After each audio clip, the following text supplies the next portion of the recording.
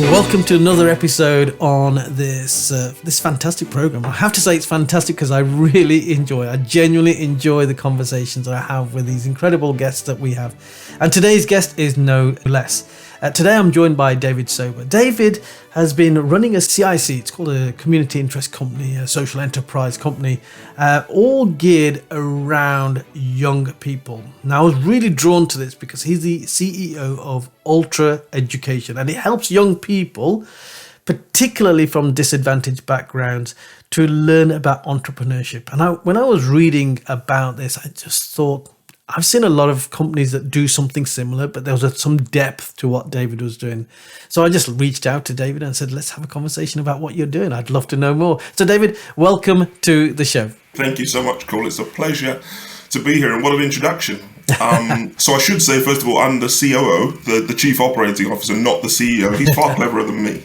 I should put that out there right now. But what do? We exist with a mission to inspire young people to believe that they can be better than perhaps they might thought they can. We use the vehicle of entrepreneurship to inspire or to draw out a level of confidence, to instill a level of resilience. And when we talk about resilience, we talk about, for instance, understanding that failure isn't necessarily a bad thing and can often be a very good thing, actually, particularly if you can fail fast and move on. But above all, whilst on the tin, what we are teaching is the fundamentals of starting and running a successful business. What we are really doing is instilling in a cohort of young people, starting from as young as 7 years old, through to approximately 18. We are instilling in that cohort a belief that they have the capacity to go beyond expectations. I love that. So basically, you're hanging your hook on this thing around entrepreneurship, around teaching business skills, but actually what you're doing, you're building in self-esteem, self-worth, confidence. And you know what? This is so big, isn't it, in society? And you and I were just talking before we went live, and I was saying, I went for a morning walk today, and I was thinking to myself, as you stroll through social media, which can be a dangerous thing sometimes, because social media has this way of infiltrating our minds and distorting our thoughts. And I find myself thinking, look at all these people that are getting 100 likes, 200 likes, 300 likes for their posts. Look at these people who are so confident. And I find myself thinking, is there a touch of envy or jealousy here? And if there is that the right thing?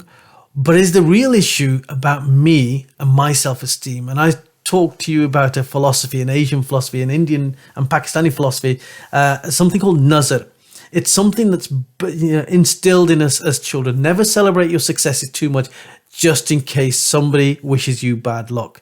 So consequently, you find a lot of Asian peoples will not talk about their successes. And I was saying to you, I do so well in so many areas. I push myself and I find myself that I'm able to achieve something, but then I doubt myself straight away. It's ridiculous, isn't it? So how do you break through that solid wall of self-doubt within young people? It's a great question, actually, and there is no, or certainly it's above my pay grade to talk about the science that sits behind it. But what we do is we start with identifying one thing. Now, if you go on the street and you ask 10 people to identify what entrepreneurship is, you'll likely get 10 different answers. Yeah. At Ultra Education, we define entrepreneurship as doing what you love and making money from it. And that underpins everything we do. So the first point we start with is, what is your passion? Where do you come from? What is your heritage? What do you love? And then in a nutshell, what we do is we take that and we help young people work on a way to monetize that. That's basically what we do in a nutshell. I could give you an example. I met a young person at a pupil referral unit down in Hounslow a few months back, and he was a young boy, 12 years old or so, of Middle Eastern heritage, who for some strange reason spoke fluent Italian, and I never got to understand how that happened. What a lovely language to be fluent in as well, to be honest. Yeah, exactly. So he was, clearly passionate about all things Italian, but hung on to his roots, which was a great thing to see. And so we worked with him on trying to link the two together, and he came up with an idea of a pasta sauce with Middle Eastern herbs. Oh, wow. Yeah. Great idea. Great. We didn't come up with the idea. It was his idea. We just helped him take that idea. It's got a nice USP to it. How would you market that? How would you sell it? Who are you going to sell it to? Bits of research to understand.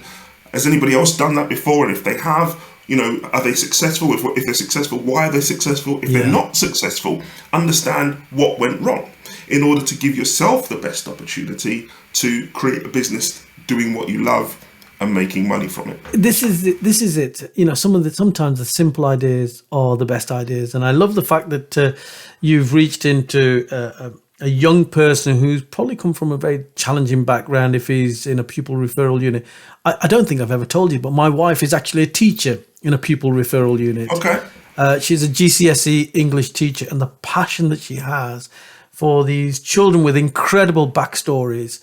The passion that she has to get them to excel in GCSE English is second to none. I love people with passion. So I think that's another reason why I was drawn to what you were doing. So, I mean, there's an example of what you can do when you get somebody impassioned about something, you change their mindset, change that belief system, and it's almost like winding up a toy, isn't it? And letting it go, fulfilling its true potential, to use an analogy. You must have some real challenging cases as well. I mean, how do you deal with the young people who have come from very, very challenging backgrounds, who almost have zero belief in themselves? How do you build that confidence in them?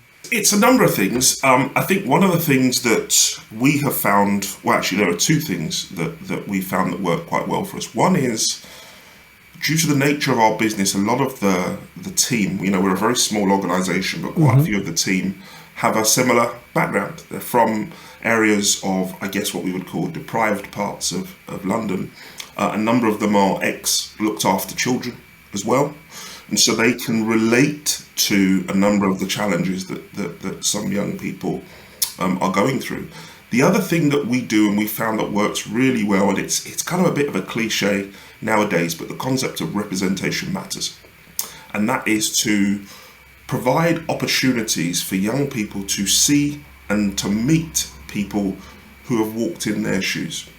And I think when no matter the challenge, or to a point, no matter the challenges that you are going through, if you see somebody who is successful, but perhaps went through similar challenges to you, whatever they may be, then you start to believe this is possible, actually. And that's a key part of what we do, is showing young people that they can be more than they perhaps thought that they could. You can look at this from another angle. Here's a really strong argument that you're making there for organizations to take seriously the issue around diversity, around representation, around inclusivity. Very often we hear a lot of talk around why EDI is so important, but it's when you listen to examples coming from the other side, where you see children who are inspired by people who have walked their path, or look like them, or behave like them, or can empathize with them, but being successful. It literally serves as this energy boost for that young person to overcome all of the challenges inside their brain, inside their experiences, to actually then push forward and try and strive towards something similar to that person that they look up to now. I cannot support that any more than I am already, but I'll give one example that just springs to mind straight away. Unfortunately, I haven't had the pleasure of meeting her, but I remember watching the speech of Kamala Harris when Joe Biden was inaugurated, and I remember listening to this thing and thinking, I was listening to her and she was talking about, and I forget the words that she used, but I actually put a post on LinkedIn about this because I felt so strongly that what she was saying was bang on. And it was and it was something along the lines of, for every young girl that's out there that looks like me, believe this is possible. I'm standing here showing you this is possible. And I just thought that was such an incredible message to put out there for not just everyone in the States, but just around the world. This is the art of the possible. And it's also leadership responsibility, isn't it? I've always seen myself, whether I wanted it or not, I've always seen myself as a pioneer for black and ethnic minority within the police service. When I joined the police service back in January 1983, I was a brown speck in a sea of white, literally.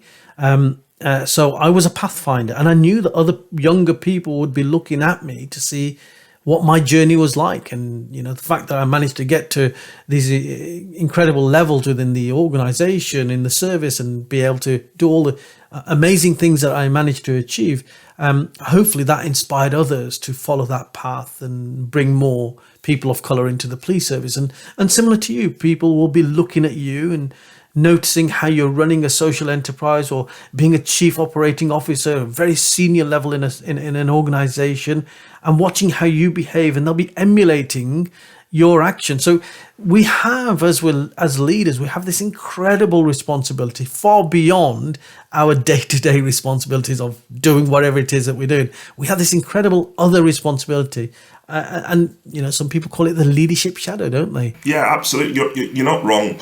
You're not wrong there at all. I'm in an incredibly privileged position. And my background is from the corporate world.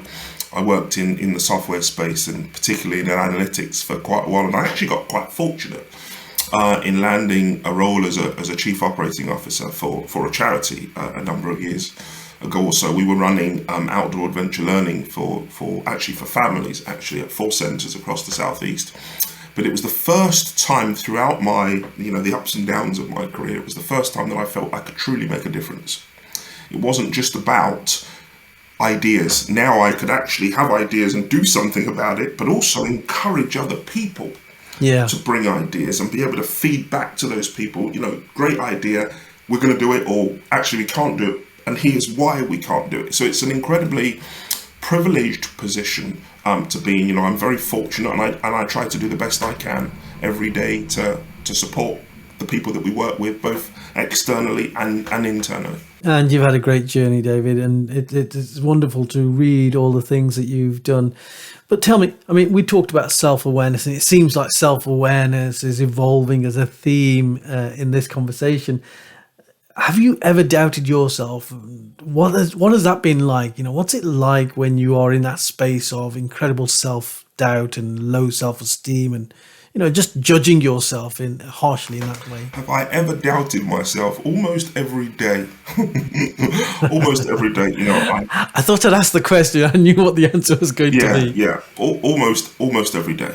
And I guess the further up the chain you move in your career, the more impact that has. Because you start to think about that question of what happens if I fail. Yeah. What happens if I do something wrong? What happens if I make the wrong decision? And when you're working at certain levels of an organization, the impact of that, if you fail, if you make the wrong decision, is perhaps less than as you move further and up the chain. But I think that and I haven't cracked it. I don't have a silver bullet to it, other than to say that surround yourself with people who are more experienced than you, and lean on people for support where it makes sense to do so, because you are gonna, or at least I doubt myself. Experience teaches you what works and what doesn't, but you're still gonna have those times of doubt, and speak to people and get mentors, and it's really, this is really important. It's something I've learned. A mentor doesn't have to be someone who's walked the walk, done everything, and Elon Musk, everything is great.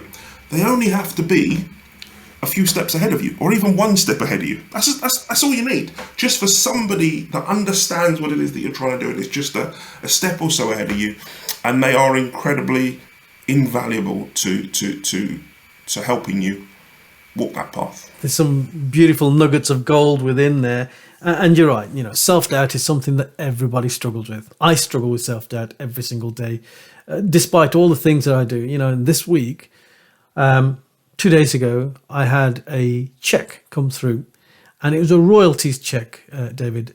I never thought I'd get a royalties check. I never envisaged that kind of thing would happen in my life. I was a cop for 32 years, film and arts, all of this kind of stuff. It really wasn't my bag. And you sort of watch the TV and you see, you think to yourself, what kind of amazing people are involved in these dramas and these programs. And here I got a check for being a co-creator of a police drama that's currently being filmed by the BBC up in Scotland. Brilliant. And I keep pinching myself and thinking, that came as a result of an idea, a conversation that I had with somebody.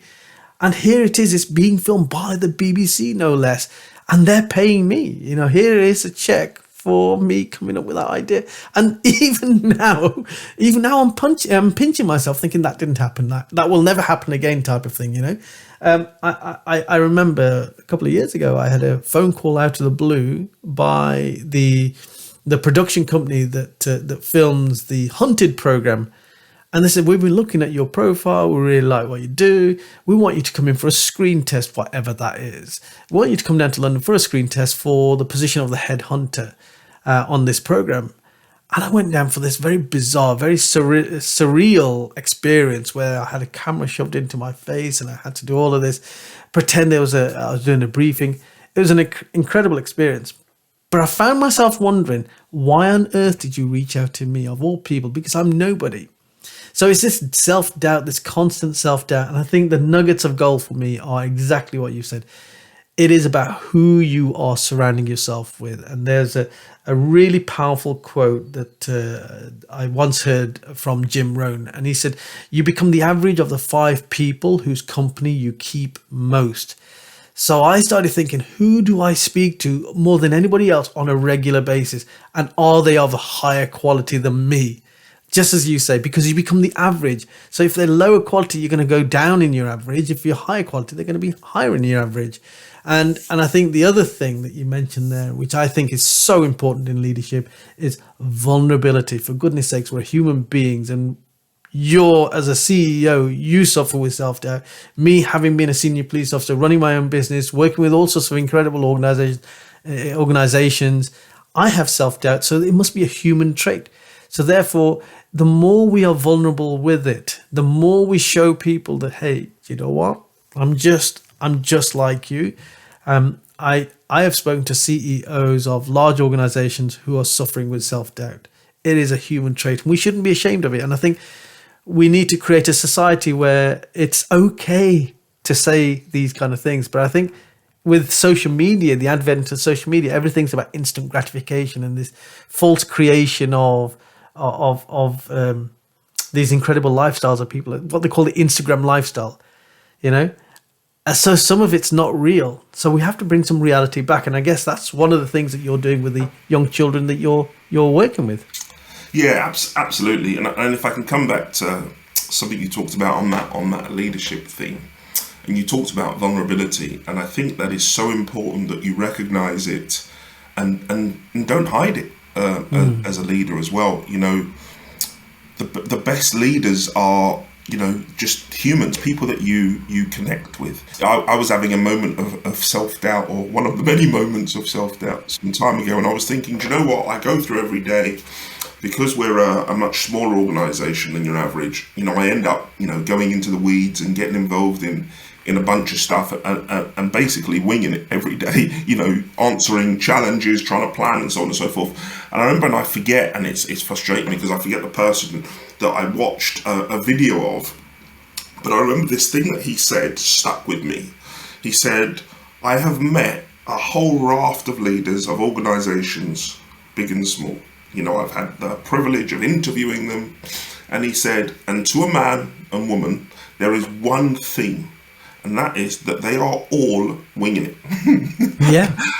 They are all winging it. This is what he said to me. Yeah. And he said on the video, and I thought, you know what, that's such an incredible message to hear from someone like me. I'm early in my leadership career, but to listen to that and to hear that was a great thing to hear. I think the other thing that I would say is emotional intelligence, which is a little bit of a theme of what we're talking about, is so is so important. And there was a famous person, and I forget the name of the person, that said emotional intelligence, or EQ, is more important than IQ, because IQ can be replicated by technology. EQ can't. And when you look at leaders, the best leaders are those that, I think anyway, have that EQ in spades and are able to relate that to their teams. And that is why with the work that we do, everything is about EQ. Yes, you've got the technical skills of leadership, and they can be learnt skills. And I always say that IQ, technical skills, get you to the door and get you to knock on the door, and they might even open the door. But once you walk in through that door to succeed, it really is based around your EQ. How you build relationships. What's your level of self-awareness like?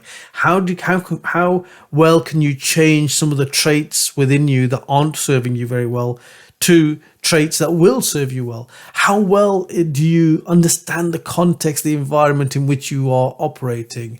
Or are you making clumsy mistakes because you don't really understand your team, your organization, the language, or whatever it might be? So all of this stuff, again, I think EQ, whilst for some people will be a natural state anyway, because they might have had that in their upbringing, they might have had that within their value system, a lot of EQ can be learned. And when you have an EQ culture, when you have an emotional intelligence culture in your organization, you don't need to worry about things like diversity, because it shapes itself. It's an outcome as a result of a highly empowered culture. Yeah, agree with that 100%. And I think that, you and I are both fellows of the Leadership Society, and we were talking about that. And, I've recently been invited in as a fellow, but you've been a fellow for some time now. One of the benefits that you were talking about were the quality of the conversations that we can have with like-valued leaders from all sorts of spaces. And it doesn't really matter what industry they're from. It's the thought process that goes on inside their head, the values that drive them. And I love being attracted to like-valued people, like-valued leaders. The depth that you get from them is just second to none. I 100% agree with that. Society of Leadership Fellows, really fortunate and privileged to have been invited like yourself to join. I think it's, as you've said, it's one of the things that jumped out at me from my first conversation down at Windsor Castle was, I was surrounded by a bunch of leaders, pretty much all further down the line than I was in my leadership career, but they're all, as well as being excellent leaders, they're all excellent human beings. And it was a real learning. One of the things I took away from that conversation was it is not just about how can I become a better leader. One of the things that I drew from that conversation was how can I be a better person? And that's driven me ever since, that conversation 3-4 years ago. I love the fact that just focusing in on who you are as a human being will translate into who you become as a leader as well.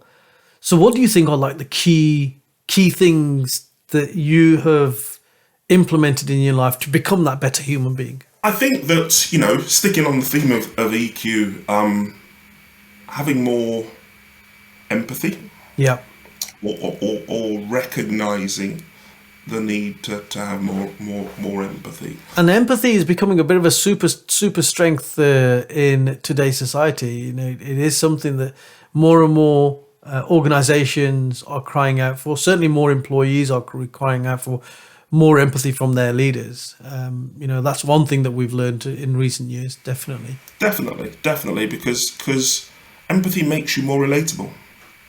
People are more willing to open up to you if they recognize that you have a level of understanding of what they're going through. Improves your communication, deepens that communication, because, that connectivity is that, yeah, I get that.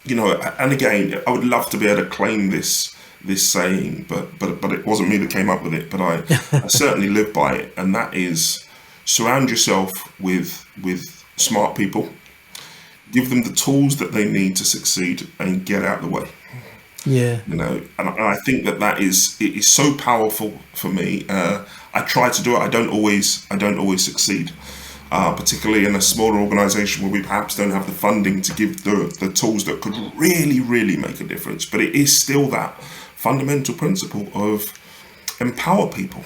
As a leader, it's not my job to go and do. It's my job to lead a team of people to go do great things. Therein lies a really important lesson of leadership.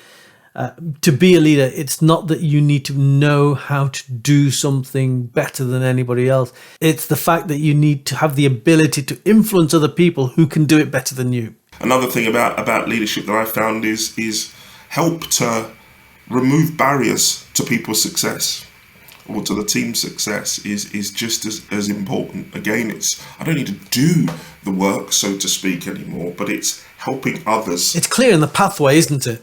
So you're almost like going in front of your team, making sure the pathway is as clear as possible for them to be able to do what it is that they do. Precisely that. Somebody once told me a really, really great quote. And do you know what? This was 20 years ago, David, and it stuck with me. And I still use this quote now. And it said, the mark of an outstanding leader is not how good a leader you are, but how many leaders you create. And that has seen me through my leadership journey in the police service, because I have been trying to create as many leaders behind me as possible, because that's when I know that I've been a decent leader myself. I hear you, and it's interesting because it also tallies quite well with the work that we do around entrepreneurship. And we talk about entrepreneurship, and this is quite key in that. When people hear anything that's got entrepreneur in it, they think about running a business, starting your own business. But it isn't, that's one potential outcome to entrepreneurship, but it's not the only one. So there's running a business for yourself, there's running someone else's business, and also the business of your life as well, running that. And it's about having the entrepreneurial mindset. Exactly the word I was going to use, the entrepreneurial mindset. And I'll just throw one thing in very quickly because it's quite topical at the moment.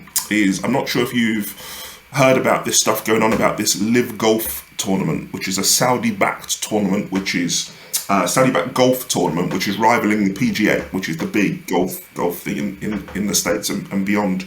And I remember listening to Rory McIlroy, a famous Northern Ireland golfer.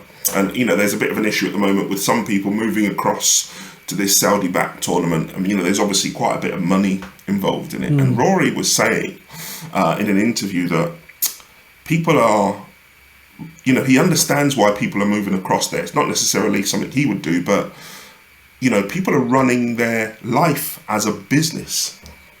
And so they have to make some decisions based on being an entrepreneur of their career. And I get it. I understand it. Would I necessarily do it myself? Who knows? But it was just a great message to hear somebody talking about entrepreneurship in the context of your life and your career, and not just in the context of business. No, that makes a lot of sense. And it demonstrates the need to make good quality decisions. If you're going to make decisions, if you understand that you are constantly making decisions in your life, and you are essentially making decisions that are business decisions, but running the business of life, then you need to make good quality decisions. And the good quality decisions, fundamentally for me, is to make sure that you don't make decisions from a negative emotional state, because we tend to make bad decisions when we're in that, and that you have done some thinking around that decision-making process. So for me, for example, when I was a senior police officer, I was a gold commander, I was being woken up at 2 or 3 o'clock in the morning because of it's incidents that were life and death incidents, maybe somebody running around with a gun, or maybe there's a potential bomb somewhere. I had to make instantaneous, good quality decisions to make sure that we got a decent outcome, to make sure nobody got hurt. So I used to use a model that we're taught in the police service that I'm now teaching to other people. First, make sure you got as much information as you can have. Ask yourself what gaps you've got in terms of your intelligence or your information and how you might plug those gaps. Then look to see, okay, so what is it that if I didn't do anything, what could be the outcomes? And what is it that I need to achieve? What would be my desired outcome? So really have a good understanding around that. Then explore, so what obligations, legal obligations, moral obligations do I have to make this decision? And then when you've done that, look at all the options, say, so what possible action can I take? And even the option of take no action is an option. What are the options available to me? Do a SWOT analysis on each one of the options. What's the strengths, weaknesses, opportunities and strengths, or the pros and cons? Take the action and evaluate it. Now, I was implementing that anyway for like life and death decisions in the police service, but I implement exactly the same model in business decisions that I make now, in life decisions that I make now, whether it's buying a car or buying a new flavor of chewing gum. The process is exactly the same. And I now have the ability where I can spin that model in my mind very, very quickly. And so now I teach other people to do that. I might share that model with you because it might be something useful that you could share with the young people. Please do. And actually, there's something that you touched on there that took me back to my corporate software days, actually, which was, and we called it the cost of doing nothing. Actually is when you're trying to convince an organization, no matter how big or small they may be, to purchase some software or make a decision. One of the things that is always on the table is do nothing, actually, but there is a cost to that. And as you well know, and so you need to have that on the table. You need to evaluate it alongside the cost of doing something. And often the clincher to any deal was convincing the right person that actually the cost of doing nothing was actually far greater than the cost of doing something. Absolutely. And on that note, every decision has a cost, whether you do nothing or whether you do something. It's understanding that it has a cost. It's whether or not you're happy with the cost, happy with the risk, or whether you want to do something about mitigating against that risk, isn't it? David, it's been a huge pleasure talking to you. I really have enjoyed it. I look forward to meeting you in person soon. And for now, thank you so much and bye-bye. Thank you, Kul. Thanks for having me on the show. Take care.